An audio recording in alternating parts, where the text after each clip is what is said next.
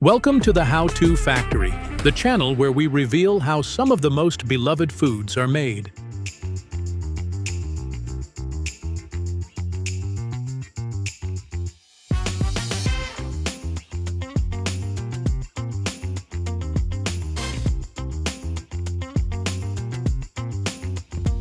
Worcestershire sauce. You've probably seen the bottle sitting in the condiment aisle. Its label boasting a secret blend of ingredients. Maybe you've added a few drops to a marinade or stirred it into a Bloody Mary. But have you ever wondered how this complex umami-packed sauce is actually made? Let's take you inside a Worcestershire sauce factory to see exactly how this iconic sauce comes to life. The origins of Worcestershire sauce go all the way back to the early 19th century in England. The story goes that a nobleman returning from Bengal commissioned two chemists, John Leah and William Perrins, to recreate a flavorful sauce he had enjoyed abroad. They mixed a variety of ingredients: vinegar, molasses, tamarind, anchovies, garlic, and spices, only to find that the result was far too strong and unpleasant. Disappointed, they abandoned the batch in a barrel and left it to sit. But here's where things get interesting. When they rediscovered the sauce months later, something had changed.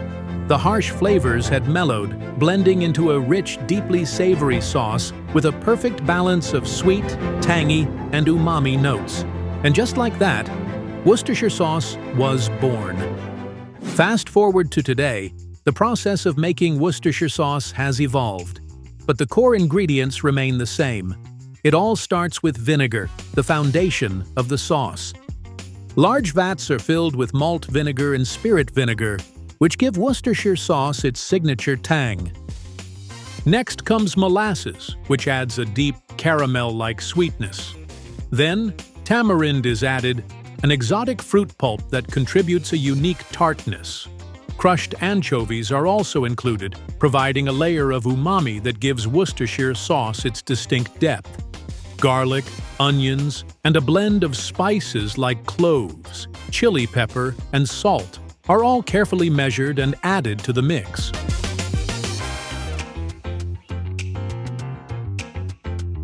Once all the ingredients are combined, they're left to ferment and mature for several months, sometimes even years. This aging process is what allows the flavors to develop, creating the bold, well-rounded taste Worcestershire sauce is known for.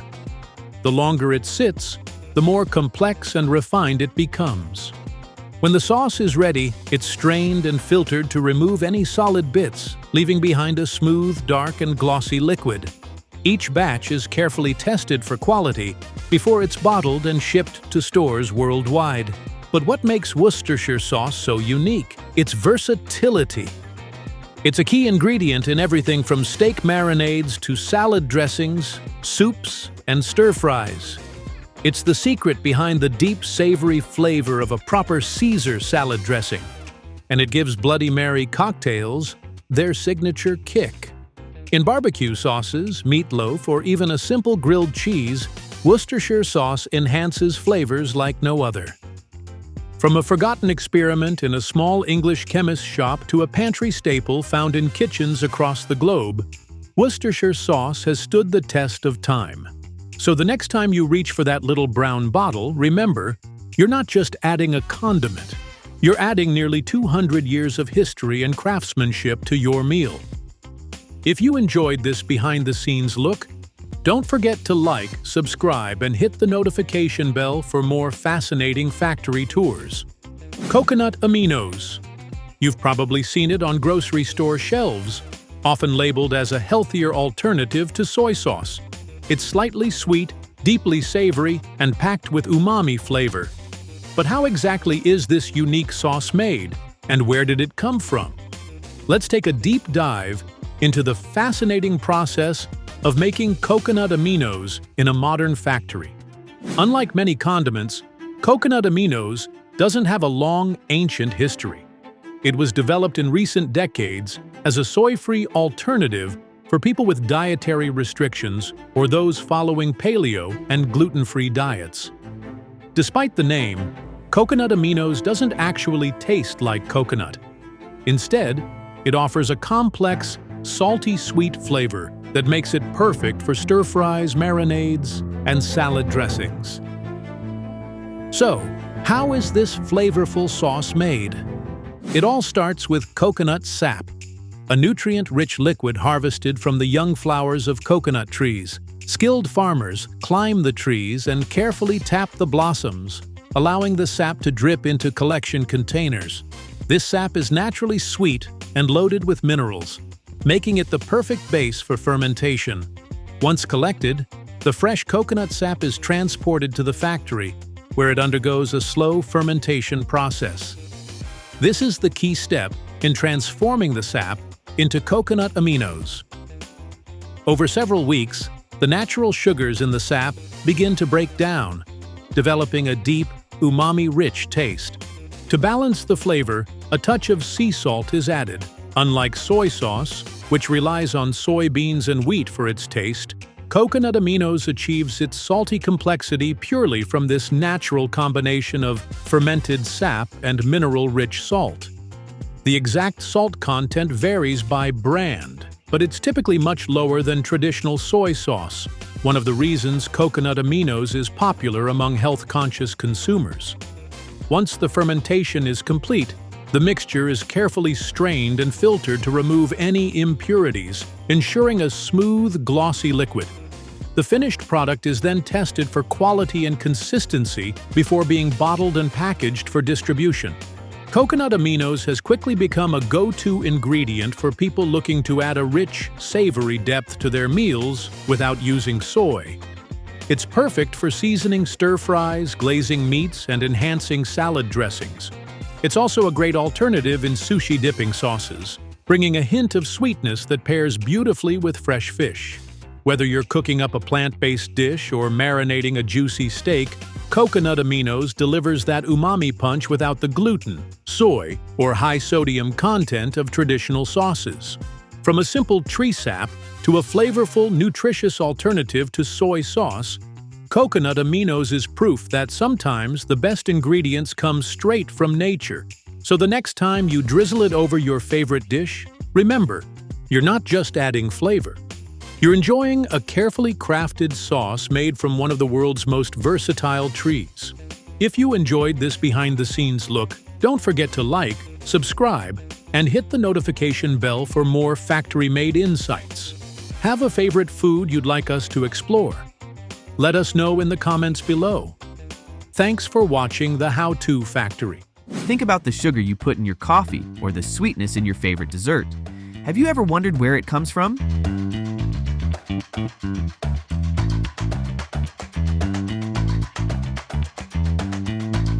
Be it your classic cane sugar, earthy beet sugar, or even healthy alternatives like stevia and monk fruit, each of them has its own unique and fascinating origins. From the fields to your table, today we'll talk about how the different kinds of sugar are made. Even though we all crave sweetness, very few of us stop and wonder where it even comes from. How does it go from a towering cane or a humble root in the ground to taking the form of crystals in our pantry? And what about sugar alternatives like stevia? How do they compare? Stick around as we dive deep and explore the interesting process behind how these sugars and their healthy substitutes are manufactured. By the end of this video, you might have a newfound admiration for an everyday staple ingredient in your household. Let's get started with the healthier alternatives to sugar. Starting with stevia, an immensely popular zero-calorie sugar substitute.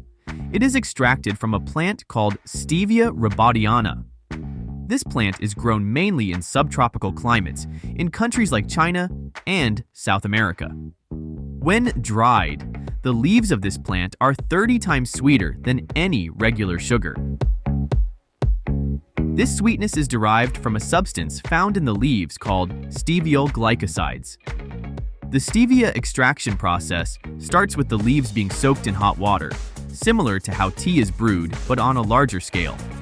The leaves are then separated from the water, which is purified in several steps. This purified water undergoes an ion exchange chromatograph, where it goes through a special tube that acts as a sieve to separate the steviol glycosides from the water. Following this, the sweet compounds in the sieve are collected and rinsed with pure alcohol. This process removes the stevia glycosides, but with the alcohol in it.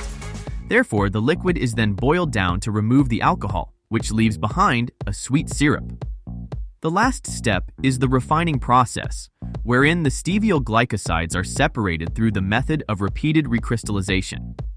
The syrup left behind after the alcohol contents are removed is then transferred into a tube, where it slowly cools down and is transformed into sugar crystals. There are two types of stevia extracts. Liquid extract. This is derived from syrup produced after the distillation process. However, the syrup is further boiled down till the proper thickness or concentration levels have been achieved.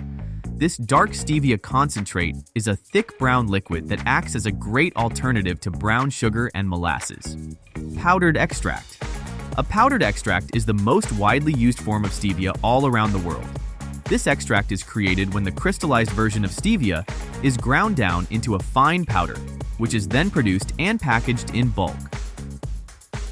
Next, we're going to talk about another zero-calorie sugar alternative, monk fruit sweeteners.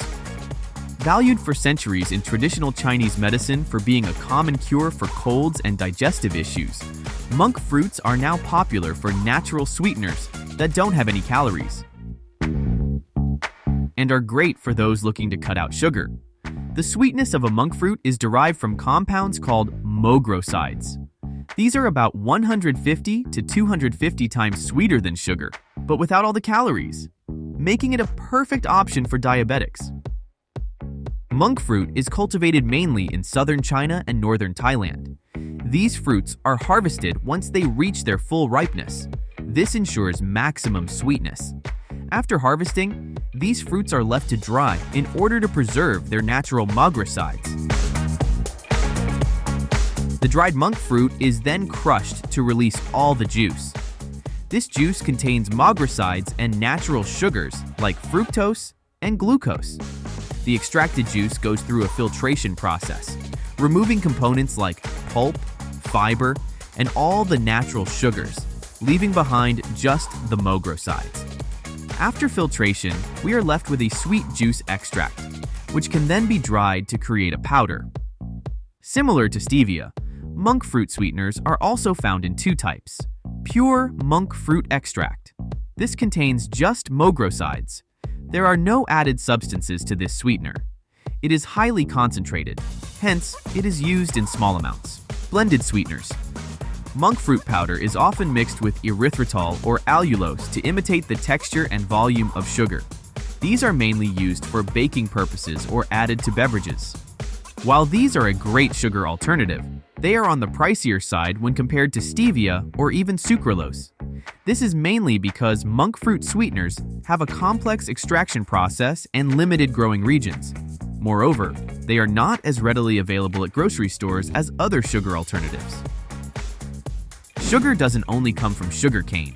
It can also be derived from sugar beets, which are grown and harvested in colder environments in countries like Russia, the United States, and some parts of Europe.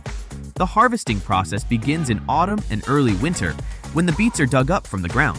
They are then transported to the factory.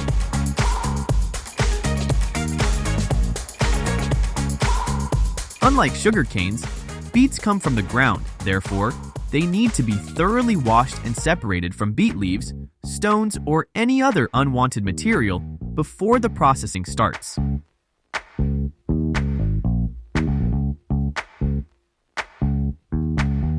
After cleaning, the beets are then sliced into thin chips called cossettes. These cossettes go through a diffusion method to extract sugar. They are soaked in hot water for roughly an hour. The diffuser then separates the cossettes from the water. This water then becomes the juice that the beet sugar will be made out of. The separated cossettes still contain some of that juice. Therefore, they are pressed using screw presses to squeeze as much juice out of them as possible. After extracting the maximum amount of juice, it is then purified to be used for sugar production. To purify the juice, the process of carbonatation is applied, where small clumps of chalk are grown in the juice.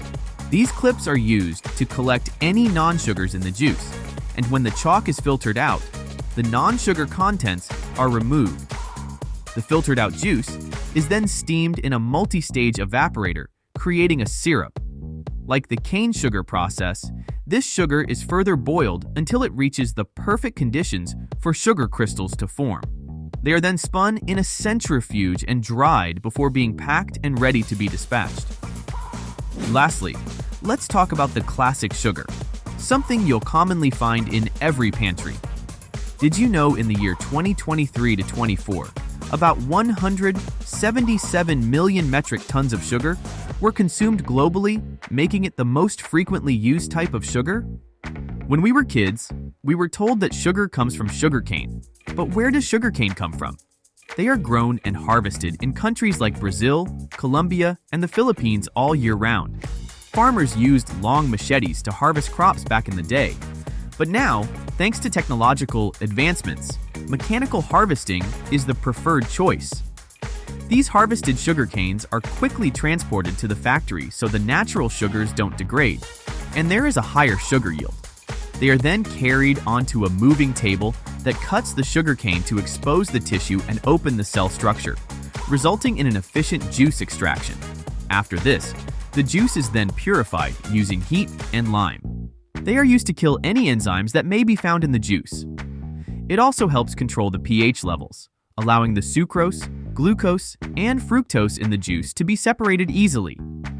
Moreover, during this process, any dirt or unwanted material found in the juice is filtered out using the flocculation method.